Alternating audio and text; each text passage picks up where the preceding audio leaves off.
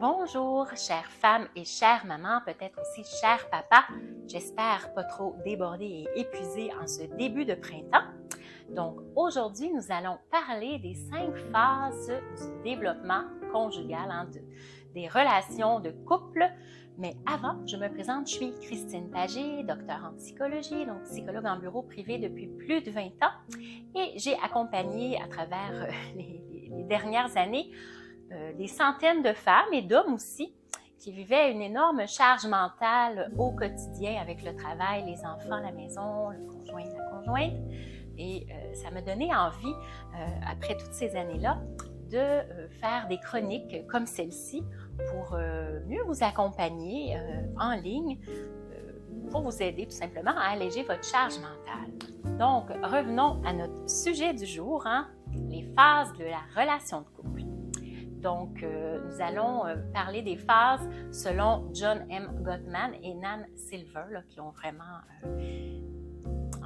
créé un peu ces phases-là et ce qu'elles nous indiquent. Donc, évidemment, la phase numéro 1, la lune de miel. C'est la première phase, la lune de miel, où le couple amoureux du tout début, au début de la relation, quand tout est excitant, tout est nouveau, vous apprenez à connaître votre partenaire, vous découvrez de nouvelles choses ensemble et vous êtes un peu comme sur un petit nuage rose.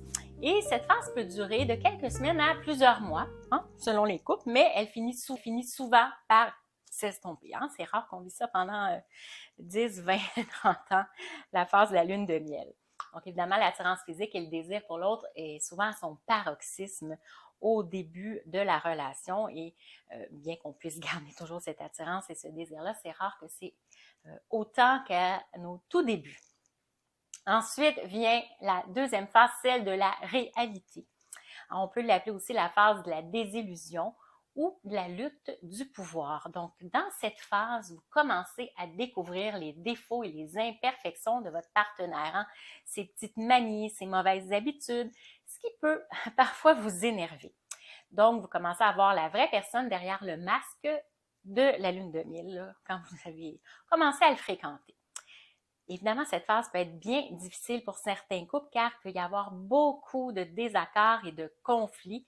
C'est vraiment une lutte de pouvoir, mais qui est nécessaire. Elle permet de savoir c'est qui l'autre réellement et d'affirmer les besoins et les attentes de chacun face au couple. Donc, à ce stade-ci, se joue en fait l'avenir du couple parce qu'il semble que la moitié des couples se séparent lors de cette deuxième phase.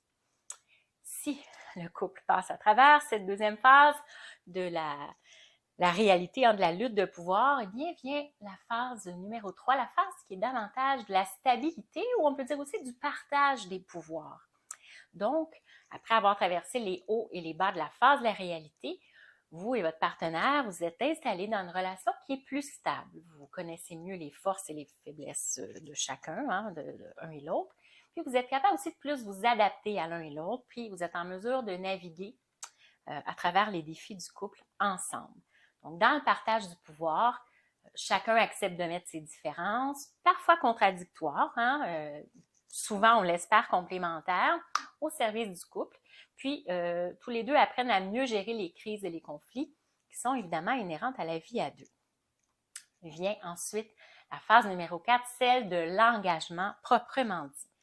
Alors, c'est vraiment la phase d'engagement. On peut dire aussi du renouveau, après être passé à travers la lune de miel, la période de la réalité qui est un peu plus une période de crise et une période de stabilité qui suit. On arrive à l'engagement ou au renouveau. Donc, à ce stade-ci, vous et votre partenaire, vous avez décidé de vous engager à plus long terme ensemble. Donc, cela peut signifier, par exemple, un mariage, une cohabitation, ou simplement une décision de construire un avenir ensemble. Donc, cette phase peut être très excitante, mais elle peut aussi être un peu stressante parce que ça exige quand même un engagement qui est plus sérieux. Donc, habituellement, c'est ça lors de cette phase que le couple choisit de cohabiter ensemble, de se marier, d'acheter une maison, d'avoir un enfant, tout engagement qui est vraiment plus sérieux à long terme. Et finalement vient la 5e phase, celle de l'approfondissement. Donc, c'est la dernière phase des étapes de la relation conjugale.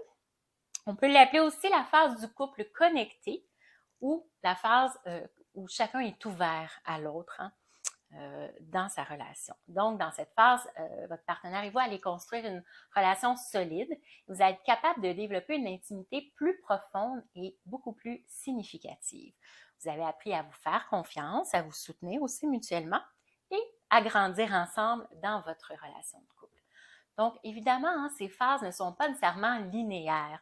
Donc, il peut y avoir des moments de va-et-vient entre elles. Vous pouvez être passé à l'étape de stabilité, de l'engagement, puis arrive une période plus difficile où vous vous retrouvez dans une période davantage de lutte de pouvoir. Donc, on peut revenir en arrière et ensuite repartir vers l'avant dans les phases de la relation de couple. C'est important de se rappeler que chaque couple est différent, puis que chaque relation évolue aussi à son propre rythme. Donc, il n'y a pas de nombre de semaines ou de mois prédéterminés. Chaque couple est différent. Mais en prenant le temps de comprendre ces différentes phases, bien, ça peut vous aider à anticiper les défis, puis toutes les opportunités de chaque étape de la relation de couple. Donc, évidemment, passer à travers la phase de la réalité, ça peut être très difficile, c'est probablement celle qui est la plus difficile, mais il y a plusieurs choses que vous pouvez faire pour aider votre relation à traverser cette période et éviter une rupture. Je vous invite, si vous aimez mes chroniques et que vous souhaitez être avisé quand il y en a une nouvelle qui sort, à vous abonner à ma chaîne YouTube. Et si vous le souhaitez, vous pouvez aussi vous inscrire à mon groupe privé Facebook « Alléger votre charge mentale ». Bien sûr, si vous pensez que ça peut être utile pour d'autres personnes, ces chroniques, vous pouvez leur partager. Et si ça vous inspire, bien, vous pouvez aussi cliquer « J'aime » en dessous de la vidéo.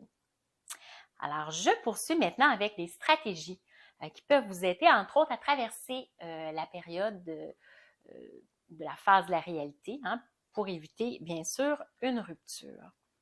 Donc, premièrement, communiquez ouvertement avec votre partenaire. C'est très important de parler de vos sentiments, de vos attentes, de vos préoccupations face à la relation.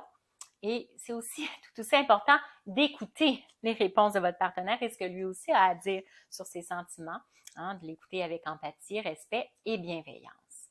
Deuxièmement, accepter les différences. C'est extrêmement important de reconnaître que l'autre n'est pas parfait et qu'il y a des différences qui existent entre vous deux.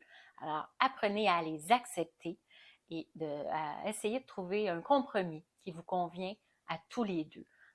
Accepter les différences, bien, c'est sûr que ça prend beaucoup d'amour. Ça prend aussi beaucoup de lâcher prise pour accepter que l'autre est différent de nous, qu'il n'y a pas nécessairement les mêmes valeurs, les mêmes besoins, les mêmes priorités de vie.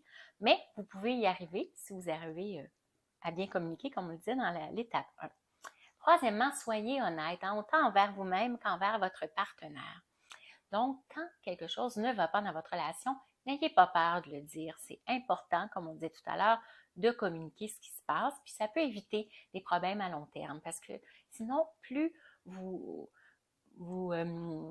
restez avec vos frustrations, vos émotions négatives, plus vous les accumulez à long terme, plus il y a de risques que ça finisse par une explosion dans la colère, l'agressivité, un peu dans le drame, ou tout simplement même par une rupture. Il y a des gens qui ne disent jamais ce qui ne va pas, puis tout d'un coup, ils quittent comme ça, sans aucune explication.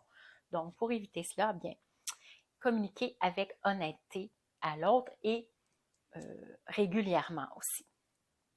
Quatrièmement, prenez du temps pour vous seul. C'est important de prendre du temps pour vous, pour vos intérêts personnels, pour vos amitiés aussi, puis de ne pas tout miser sur votre relation.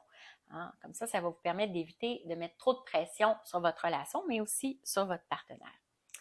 Cinquièmement, soyez patient, surtout dans la phase de la réalité, qui est, on l'a dit, difficile, mais qui ne dure pas éternellement. Donc, soyez patients à travailler ensemble pour résoudre les problèmes pendant cette période plus complexe de la relation de couple. Donc, en suivant ces conseils, mais ça va vous aider à passer à travers la phase de la réalité puis à renforcer votre lien avec votre partenaire. Gardez aussi à l'esprit que chaque couple est bien différent et que vous devrez peut-être trouver des solutions qui sont uniques à votre situation, à votre relation amoureuse. Alors, ceci met fin à la chronique d'aujourd'hui.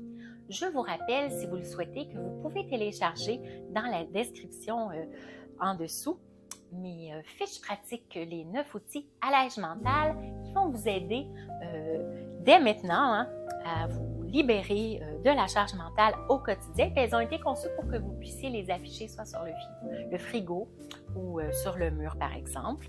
Donc, voilà, je pense que ça peut vous être très utile.